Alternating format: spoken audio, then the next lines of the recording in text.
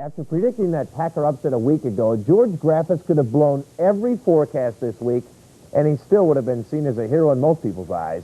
You wouldn't believe how many people commented on his Packer win forecast. What a week he had in general. Let's check out the standings from a week ago. He was 10-4.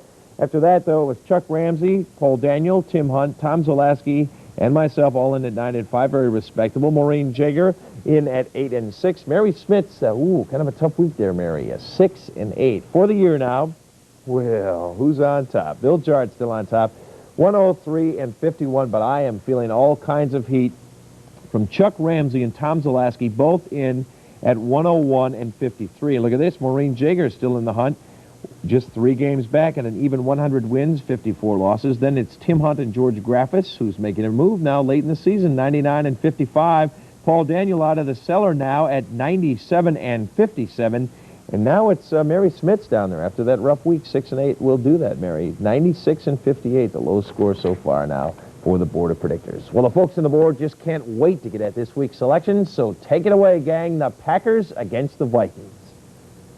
I don't want to say I told you so. I don't want to say that. I'm not a person to say that. Of course, you know who's going to win this week. I'm going to go with the Pack. I picked Green Bay to win. However, that was my heart that did that. My head tells me to pick Minnesota. But I'm going to go with my heart this time.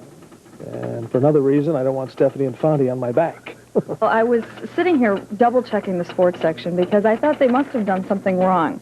The professional odds makers pick Minnesota to win by 3 points. And I look at it this way.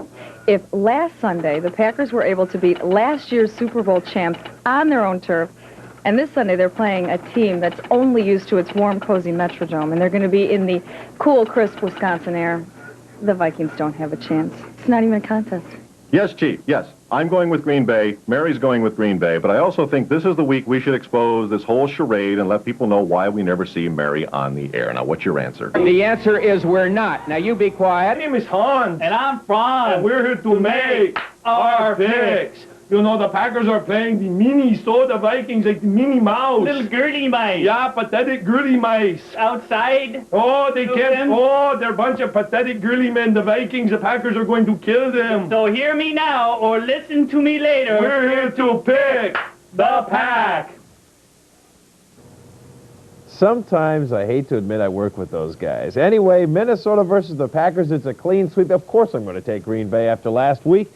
Minnesota just can't handle the cold weather and hates a grass field. Boy, I hope I don't live to eat those words. Cleveland at Detroit. Of course, this one's behind us. Only Paul Daniel picked Detroit, which beat Cleveland 13-10. Boy, he wouldn't let me forget about it either. The other game on Thanksgiving Day, of course, was Philadelphia at Dallas. The Cowboys lost that one 27-0. It's the first time in 22 Turkey Day games the Cowboys were shut out. And get this, Jimmy Johnson says the Eagles had a bounty on some of his players, including quarterback Troy Aikman. The league is going to hear about that. Believe you me, we have not heard the last of this. Atlanta at the New York Jets. An even split on this one. Kind of a sad day down in Atlanta. Falcons rookie tackle Ralph Norwood was killed in a car crash on Friday. The folks of Hunt, Daniels, Smits, and Jartz going with the Falcons, sort of a rally cause for the Atlanta Falcons. Chicago at Washington. What a point spread on this one. Unbelievable. Earlier in the week, they had Washington by 4. Then it's Chicago by 2. Mike Tomczak will start at quarterback for Chicago, and only Chuck Ramsay is taking Washington at home. Cincinnati at Buffalo, repeat of the AFC Championship game from last year, won by the Bengals 21-10 in Cincinnati. This one in Buffalo, George still thinks the Bengals can do it. Houston at Kansas City. The Packers have a date with KC in a couple of weeks. Ramsay likes him, but the Oilers are now out of the house of pain, but they won't mind it too much, according to the rest of the folks on the board. New England at the LA Raiders. The Patriots coming off a big upset of the Bills last week.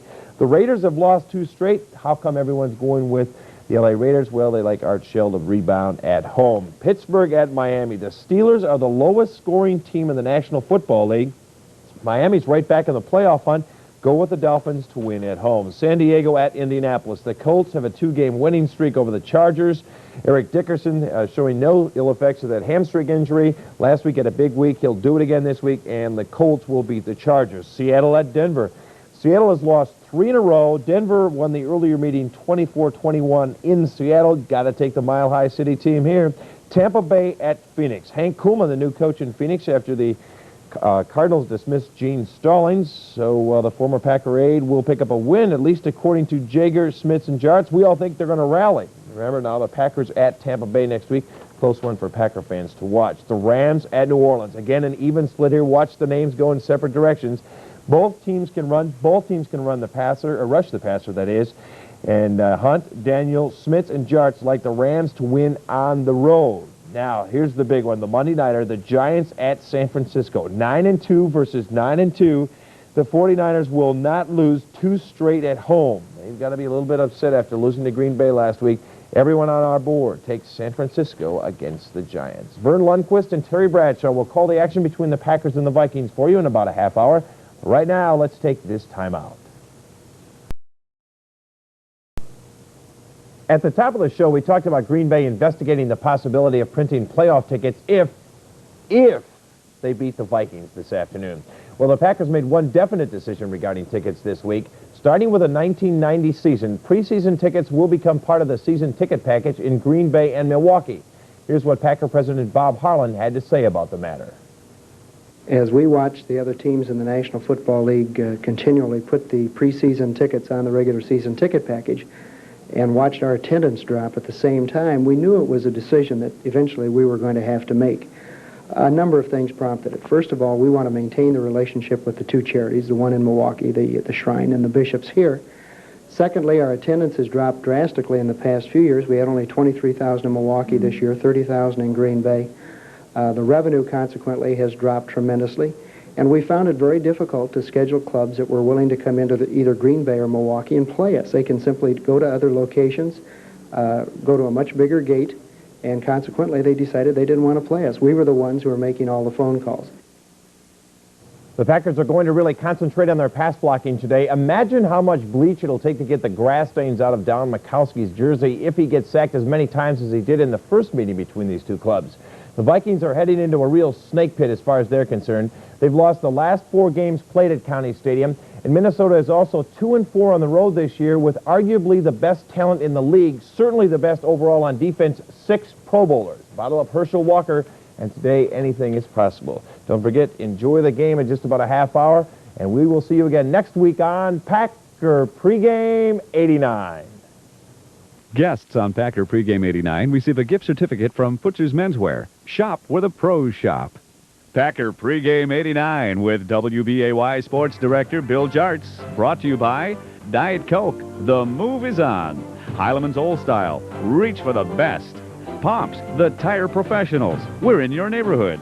Taco Bell. Taco Bell has your order. Make a run for the border. Valley Banks. Valley Bank. Strong, helpful, friendly. Steenberg Mobile Homes. Best Buy in the Midwest.